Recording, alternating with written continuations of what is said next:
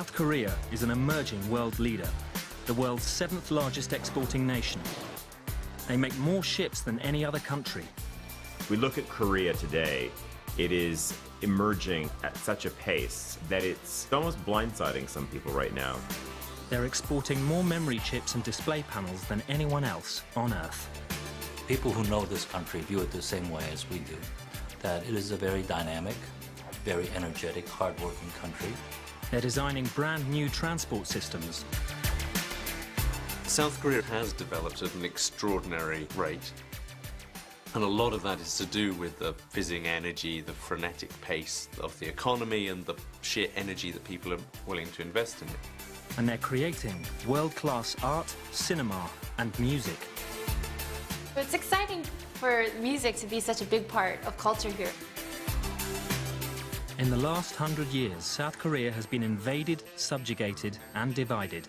But within 2 generations, it's brought about an economic miracle that's changed the face of the nation and put this country of nearly 50 million people onto the world stage.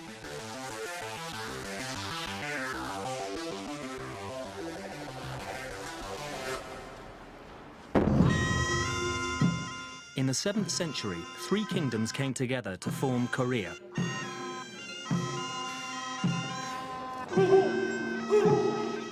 Today, the country's physically divided, the result of a war that began in 1950 and never ended. The fighting stopped in 1953, but an uneasy ceasefire carries on. The Demilitarized Zone, or DMZ, marks the divide between South Korea and the Communist North. 2 million soldiers patrol the border. It's the most heavily fortified on Earth.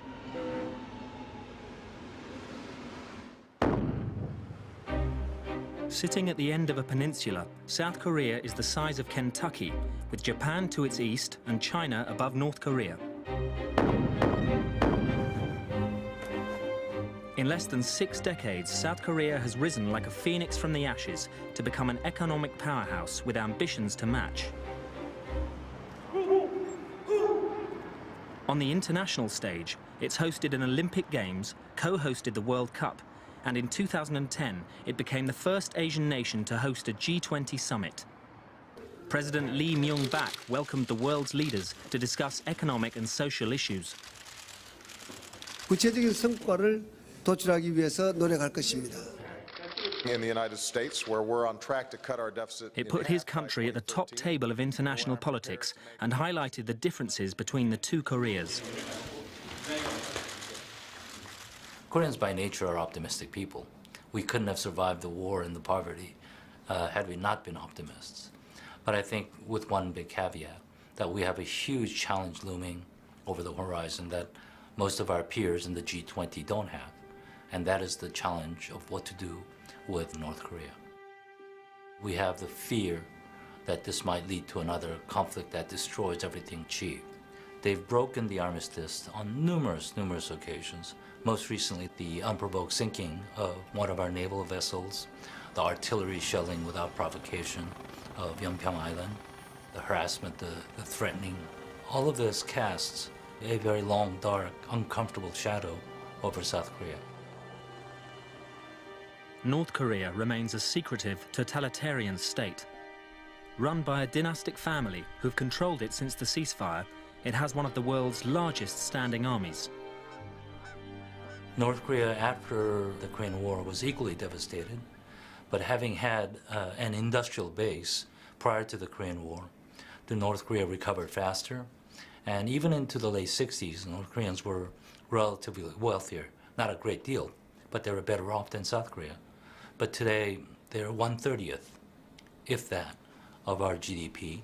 South Korea is a country that was raised by war, and that total destruction of the war has given it a lot of the impetus for building from scratch. So when we look at many of the industries, people were willing to take very bold decisions because essentially they had nothing to lose. The foundations of South Korea's economy were built through government-sponsored schemes that encouraged the growth of family-owned industrial conglomerates known as chaebols.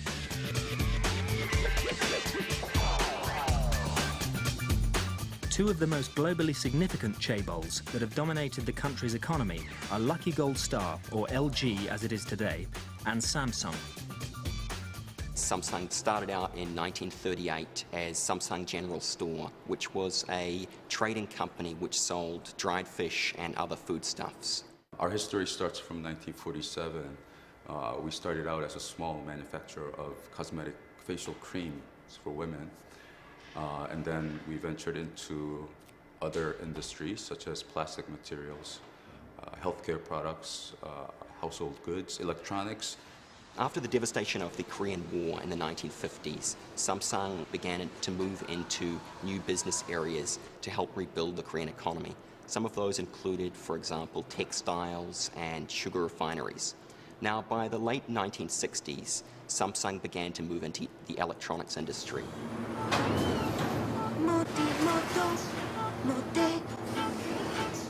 Hyundai is another of Korea's top chaebols. Its founder, Chung Ju-young, was born into a peasant family. He typifies the post-war breed of South Korean entrepreneurs. He went on a whirlwind tour of Europe. He first of all secured a set of orders from the Greeks that if he were able to build a shipbuilding industry, then they would buy ships from him. Predicated on that, he then travelled to London, where he met a, first of all, rather sceptical Barclays Bank and told them that the Koreans would build ships.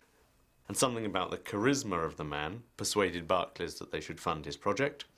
And from nowhere, he went back down to the small fishing town of Ulsan, built dockyards, started building ships, and before long, the Koreans were the biggest shipbuilders in the world. South Korea is still the world's biggest shipbuilder, and this, the Triple E, will be the world's biggest ship. South Korea is making 10 of them, costing $1.9 billion.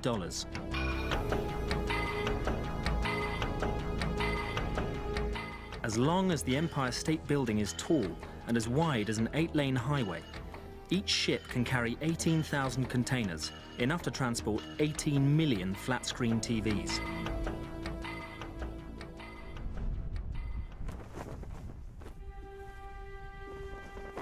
While the economy has grown exponentially, South Korea's political journey toward democracy has been more tumultuous.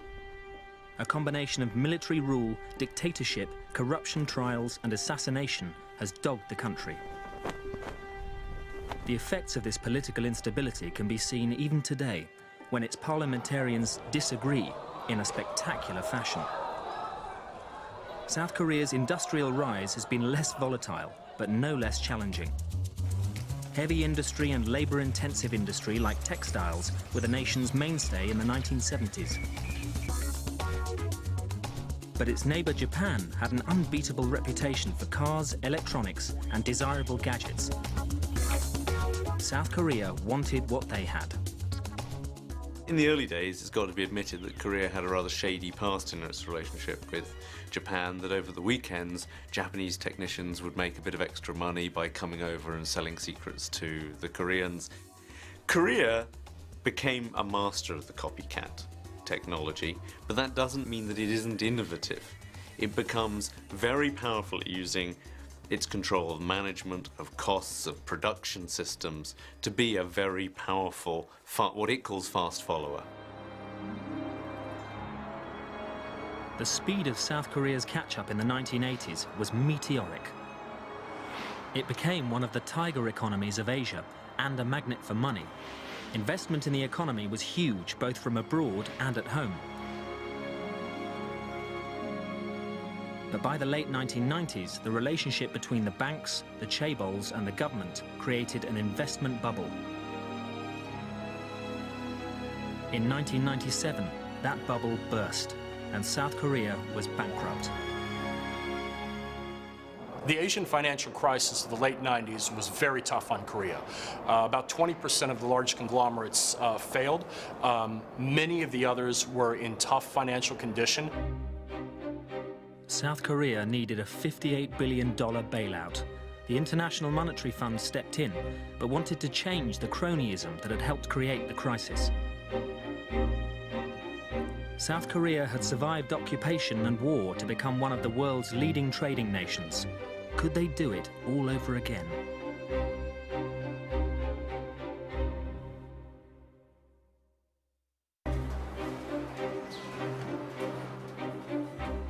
Looking at the gleaming cars rolling off this Hyundai production line at a rate of 12,000 a day, it's hard to believe that 14 years ago, South Korea was bankrupt. Back in 1997, to save their country's failing currency, 3.5 million Koreans donated jewelry and 227 tons of gold, which drove the global price of gold down to an 18-year low, but helped raise more than $1 billion and demonstrated how determined the whole country was to rebuild its fortunes. There is a sort of esprit de corps, I have to say, and there is a very strong Korean national identity. This monument symbolizes the suffering of Korean families who can't return to the north since the ceasefire. This country has come so far so fast. It has to do with the separation of other Koreans on the peninsula. And it has to do with the sort of yearning to create a greater Korea, a greater presence on the world stage. So I think that's the driving force.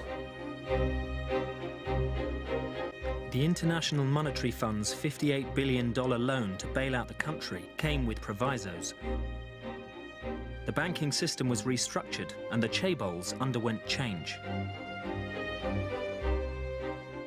Hyundai was at that time part of a larger Hyundai group that was diversified enough that even though it had problems, its survival still looked pretty solid. And in fact, realized that there was a good opportunity for acquisitions. That was the time that we were able to buy half of Kia, which at that time was the second largest automaker in Korea and was in real danger of failure. Buying Kia and the reorganization that followed the economic crisis took Hyundai from a car-making minnow to the 5th largest in the world. It's all a long way from the company's first car, the Pony.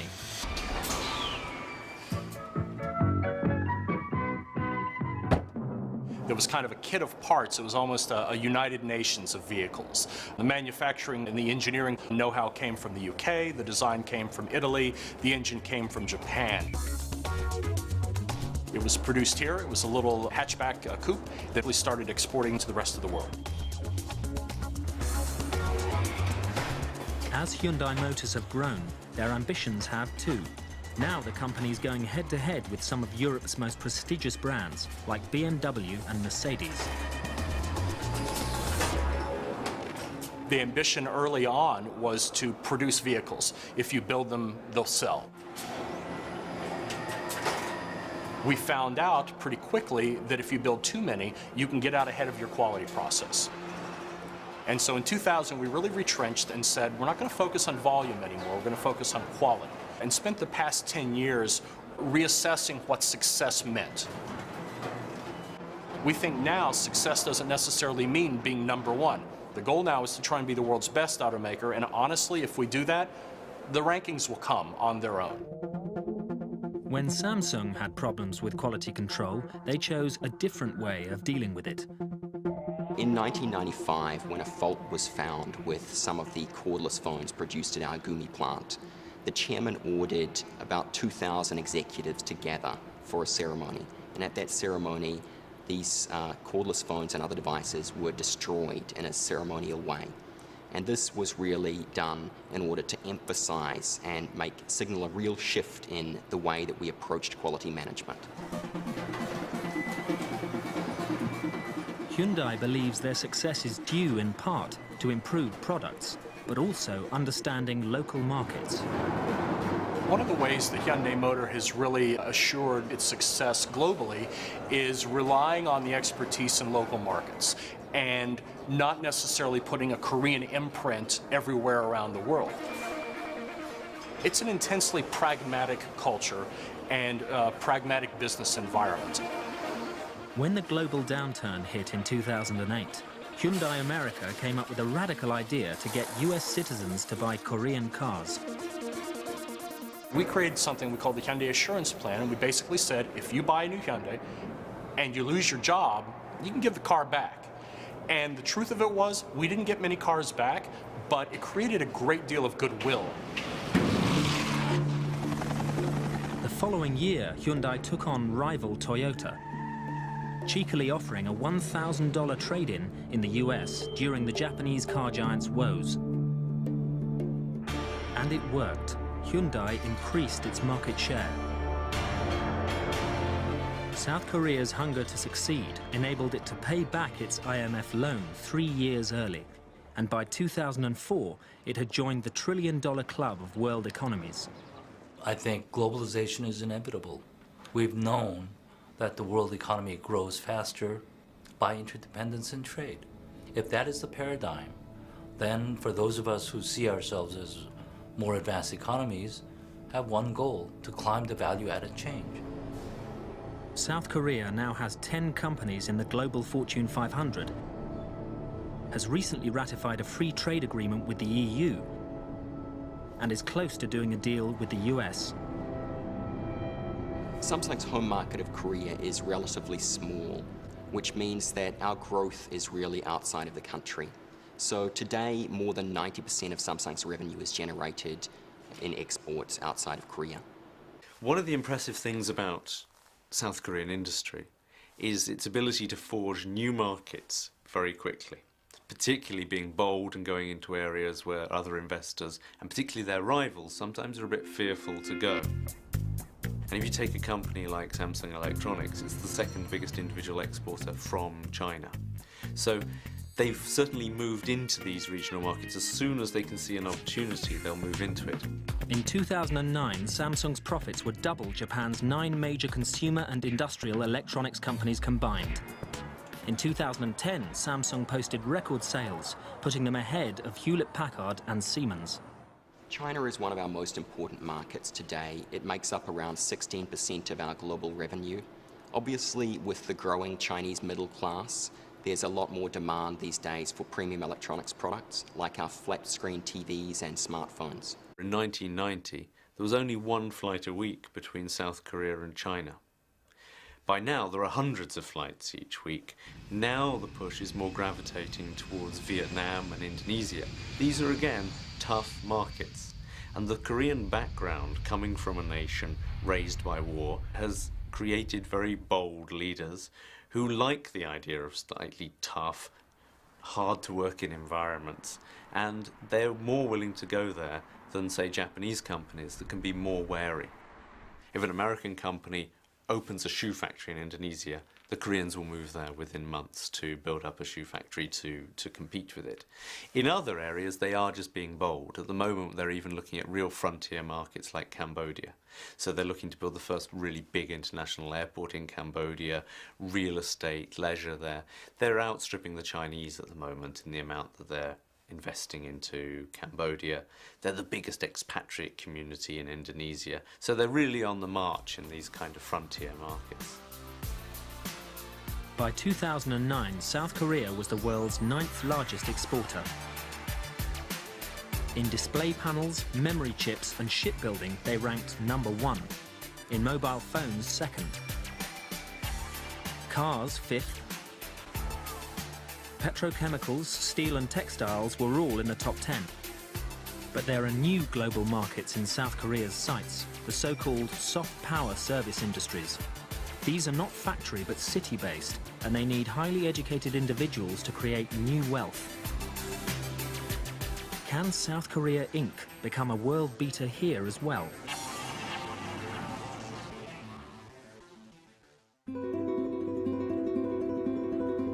Just 60 kilometers from the border with North Korea, Seoul changed hands 4 times during the Korean War. Like South Korea's economy, it has been rebuilt and expanded, and is now one of Asia's international business hubs. Seoul's ambition is to compete with destination cities like New York or Paris. About half of South Korea's total population live in and around Seoul.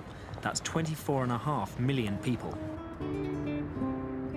But while the city's natural setting, the mountains and the Han River, are picturesque, Seoul itself is in need of a makeover.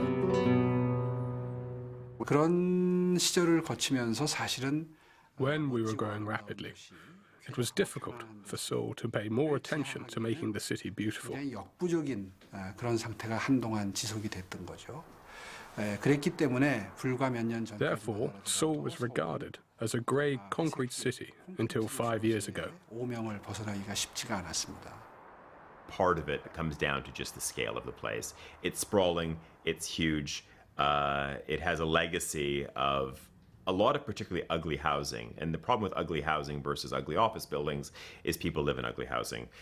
So it's going to take a very, very long time to regenerate a lot of those areas. If anyone can do the regeneration, though, it's certainly the Koreans. The cultural legacy of the city is being rediscovered. This space is a reclaimed oasis in the car-choked streets to celebrate Sejong the Great, one of the nation's founders.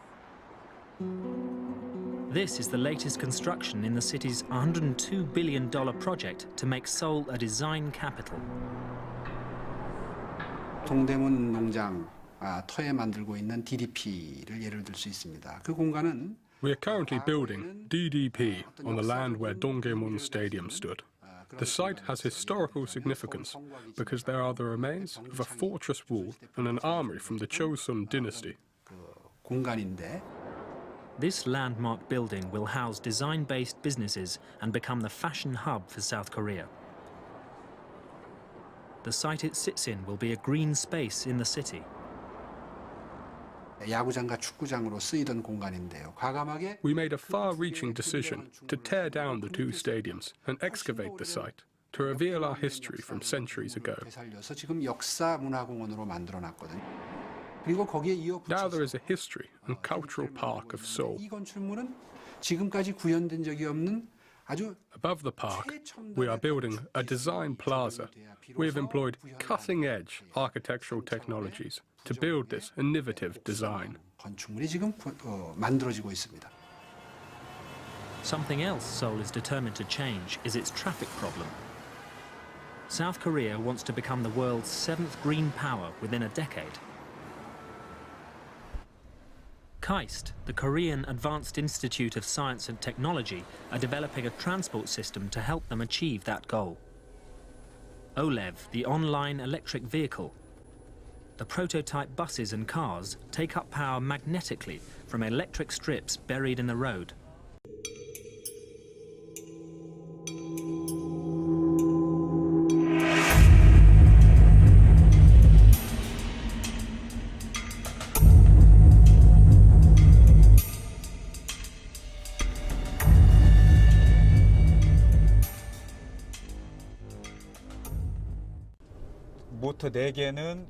There are 4 supporting motors that are the same as diesel motors.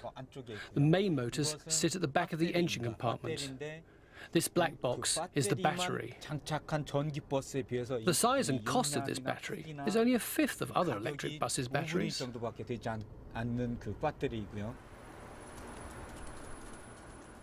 The screen over there has a green indicator for drawing the charge and a yellow one for recharging the battery.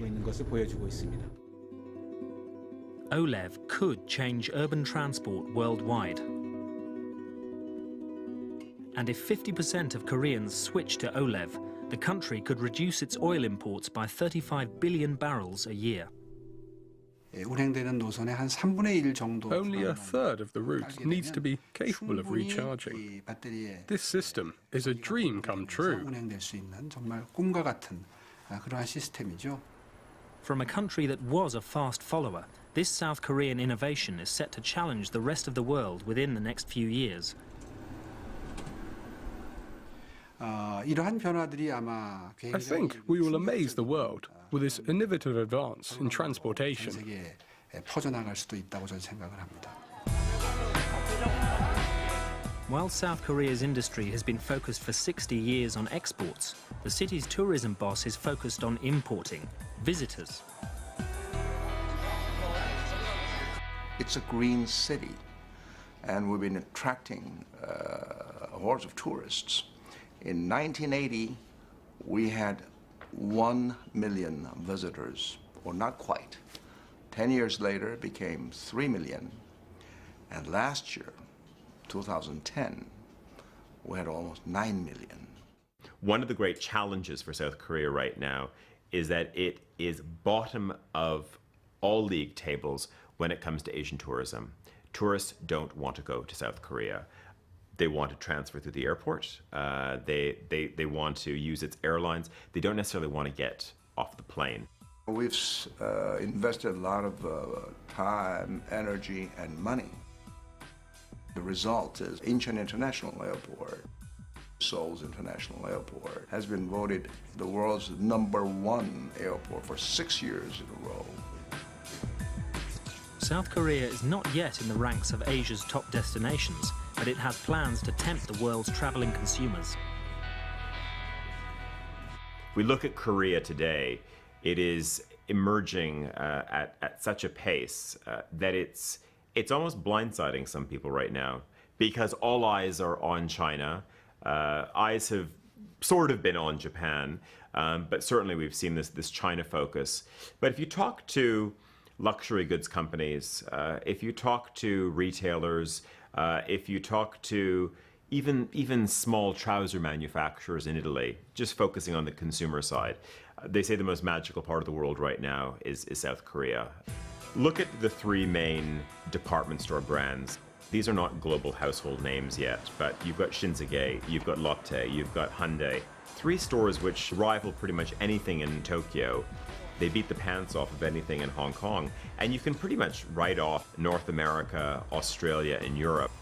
In a very short span of time, our bathroom cupboards or women's cosmetics bags are going to be full of Korean brands that are already billion-dollar companies in their own right.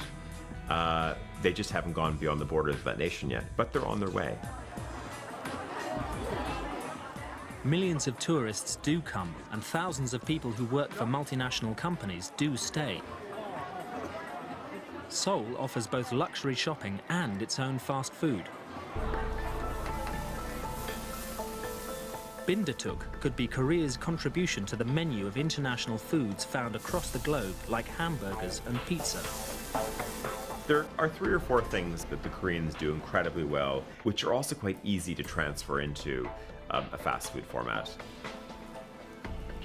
Here is something which is taking fresh ingredients and mixing them together, and you've got the wonderful taste and the ease of Korean pancakes.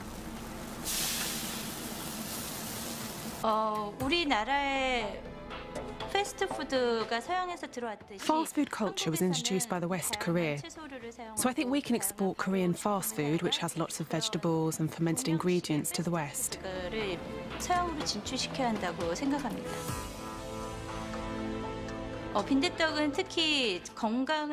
think bindatuk is particularly good for health-conscious Westerners. It's because it's made of mung beans. It's a mixture of ground mung bean, pork, kimchi and vegetables. So it's low calorie but nicely nutty in flavour. Brand South Korea is becoming more of a reality, and Seoul is its shop window. It has myriad assets, from hot springs, of course, Korean cuisine. There's great shopping, there's amazing service. It has all of these things, but it hasn't been able to bundle together all of these raw assets into a strong, compelling national brand. When people are asked to relocate for work to cities like New York or Stockholm, lots of people think this is good news.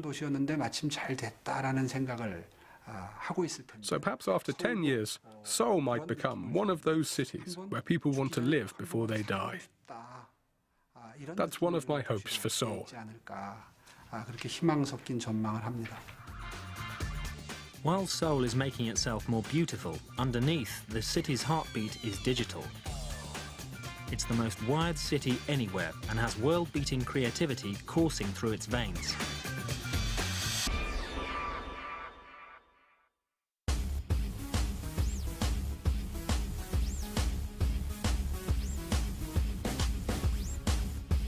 Korean pop, K-pop, has taken Asia by storm, and now its stars are becoming big in the West.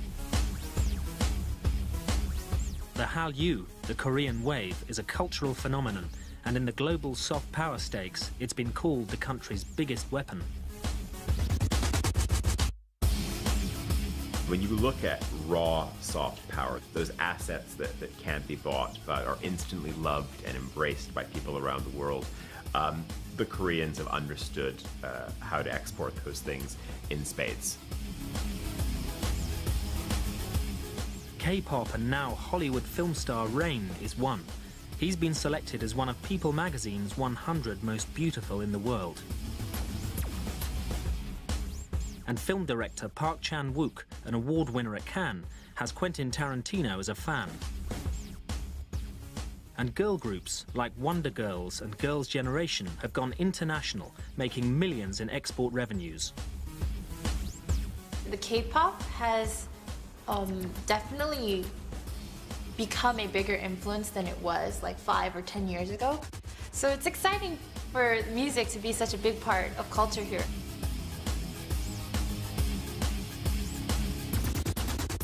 Thanks to the internet, you know, not just Asia, but all around the world. So it's been globalized, and I think a lot of the fans around the world are enjoying the Korean music because it's easier to reach to, and it's entertaining.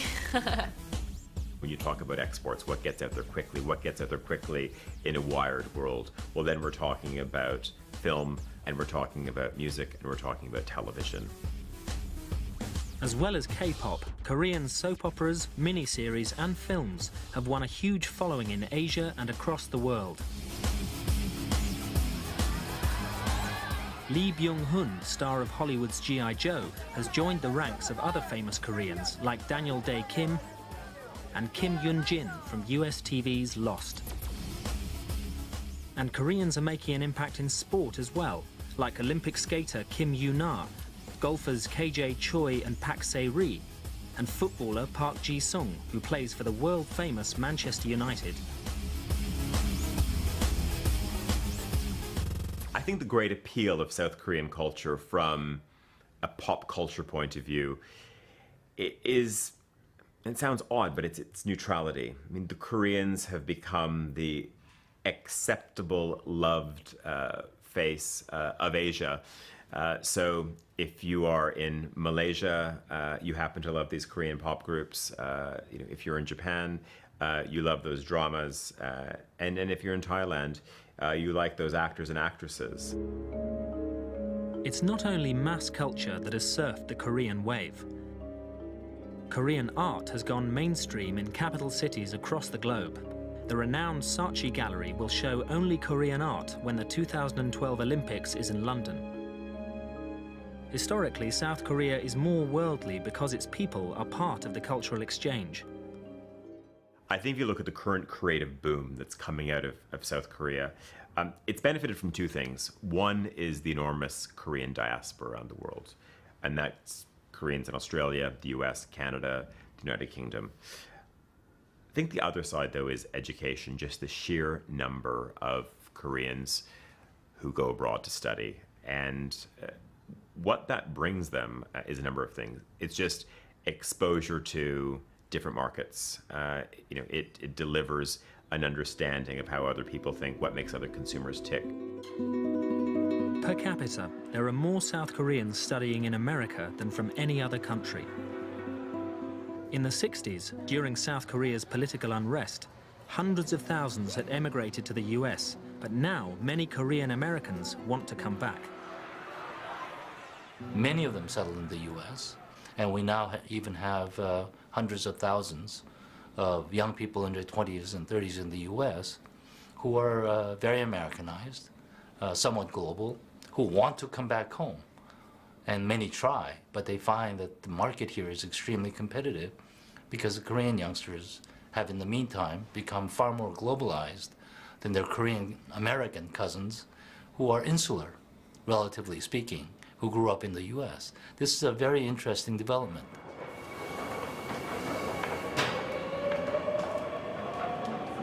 Another reason South Korea is so globally in tune is that the country is a trailblazer for high-speed internet.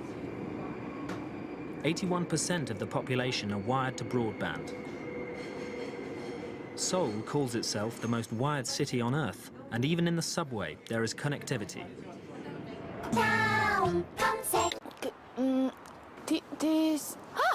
Look, we are here. First, Daum, meaning next, is South Korea's favorite search engine and social networking site.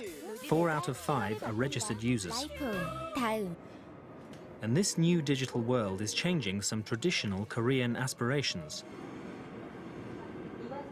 과거에는 이제 한국에는 그런 풍습이 있습니다. 그러니까 돌 첫 번째 생일이 되면 Traditionally, on a Korean baby's first birthday, it's encouraged to pick up something from the party table. 아이가 그것을 잡게 합니다. They put out things like money. 잡았을 때 그 아이의 미래를 같이 점치면서 이제 축하해주는 가령 예를 들면 아기가 이제 돈을 If the baby selects money, it will become a business tycoon. 축하를 해주는 것이 있었는데요. Recently, parents have started putting down a computer mouse, so if the baby picks it up, they'll succeed in IT. IT 업계에서 이제 큰 일을 하게 될 것이다. You see, the internet is so widely used that it's even changing our traditions. 인터넷이 사람들의 생활 속에 녹여들면서 사소한 풍습들을 바꿔나가는 걸 볼 수 있습니다.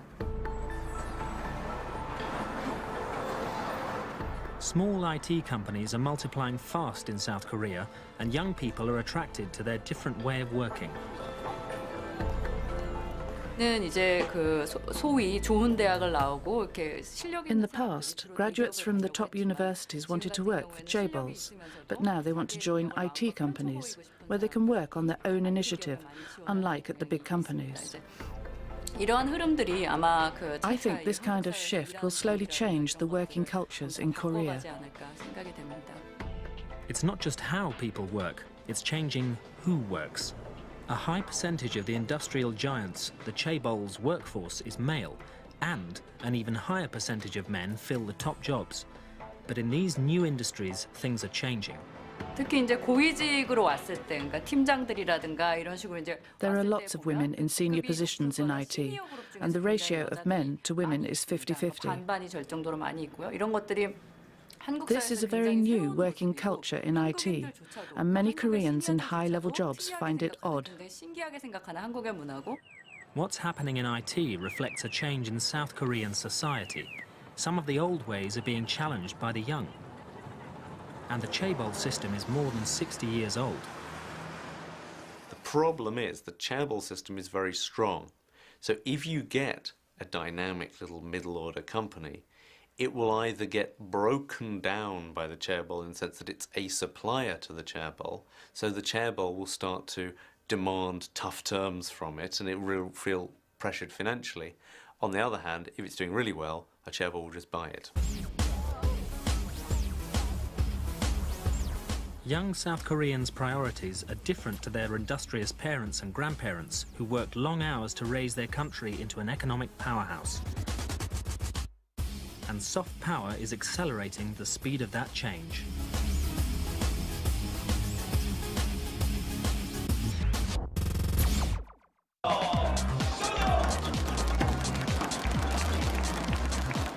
These Koreans are world leaders in online gaming.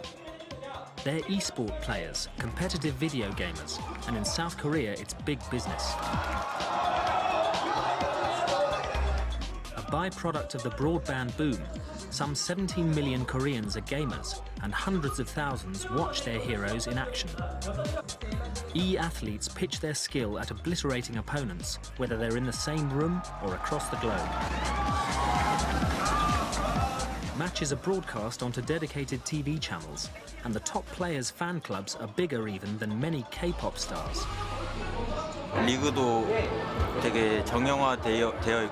Koreans love e-sport because we have a professional league and e-sport athletes are very competitive. With so many fans, I hope that e-sport can get even bigger.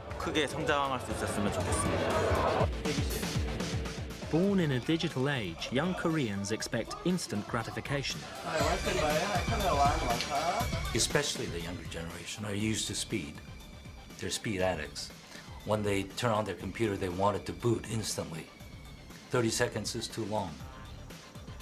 They want to be everywhere all at once, unless we're able to provide services that take these young people where they want to be very, very quickly, either in cyberspace or in real space. We have problems. South Korea wants its young people to be as nationally proud and committed as their parents are to the enormous advances the country has made. But there are problems. Its infrastructure, education, politics, and law still lag behind the best in the world. President Lee Myung-bak has reform on the agenda, but the speed of change has been questioned. And a lot of Koreans really mistrust their political elite, their judiciary, even their own military. So there are lots of areas where the Koreans still feel that reform is needed. The problems are very clearly diagnosed, even by the government itself, but they feel that there's only very, very tepid reforms being pushed to try and change those institutions. Socially, there was a great deal of pent-up resentment at government policies that didn't seem to provide for increasing amounts of welfare for the population as a whole. That is changing.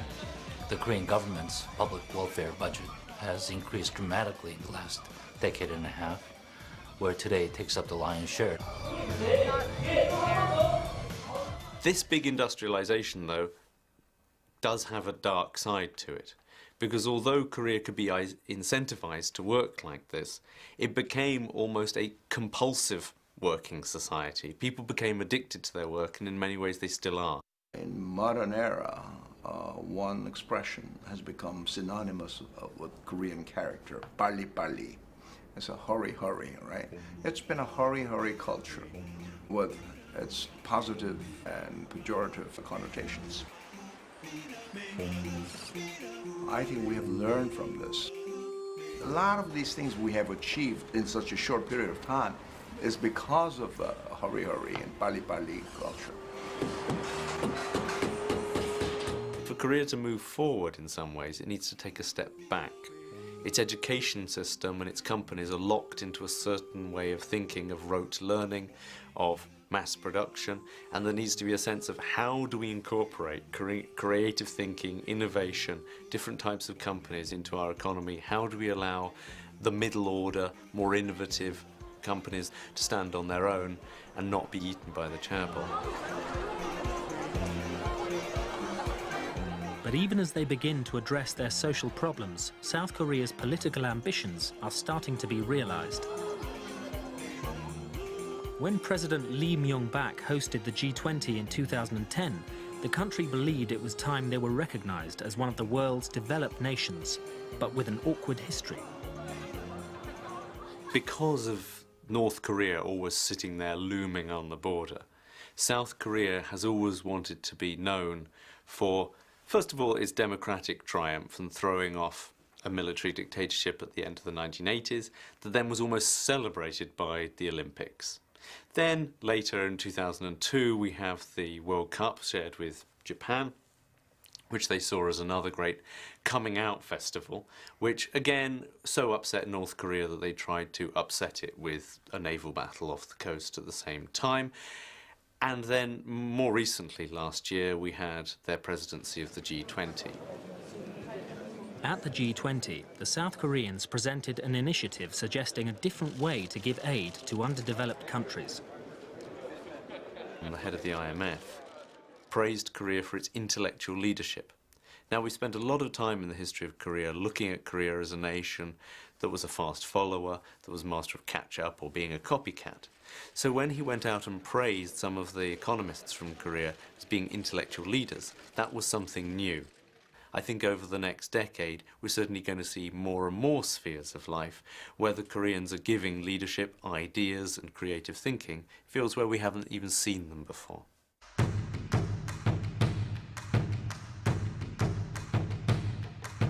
But South Korea remains only half of a nation that has existed since the 7th century. Could it be in this century that it unifies with the North? There are many optimists who think that the unification could actually be the shot in the arm that the South Korean economy has always needed. That there's going to be a cheap workforce, there's going to be room for development of South Korean factories up north, that always South Koreans are looking for that point of comparison with Japan. Will unification be the thing that gives us that extra fillip and brings us up to the level that the Japanese are at? Even without unification, to progress and get that competitive edge, South Korea needs its trademark on products to be as nationally strong as French perfume, German cars, and Japanese technology. Once upon a time, Samsung, they fought purely on price. Now they fight on design and service. It is our technology that made your life smart.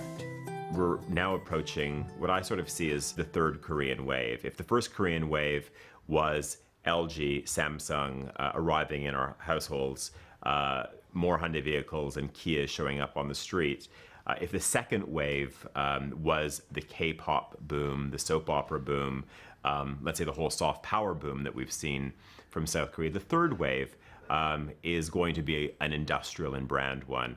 And what we're about to witness are Korean brands hitting every other part of our daily life. After 60 years of near relentless growth, does South Korea feel it has achieved its goal? And is there more to come? On the whole, I think South Koreans today, in 2011, feel relatively comfortable economically. There isn't a great deal of discontent in their lives. They worry about North-South Korean relations. They worry about the environment. They worry about the scarcity of resources. They worry about their children. But these are the worries of a relatively affluent, relatively comfortable economy anywhere on this planet. The only distinction, I think, is that the Koreans may be still a bit more hungry than the wealthier European countries or North American countries. Now is an interesting time to be Korean and see how well South Korea can fulfill its promise of great things to come. Everything points to a vibrant country that has married the best of both Western and Asian culture in a free market economy, and it could well make South Korea the nation to watch.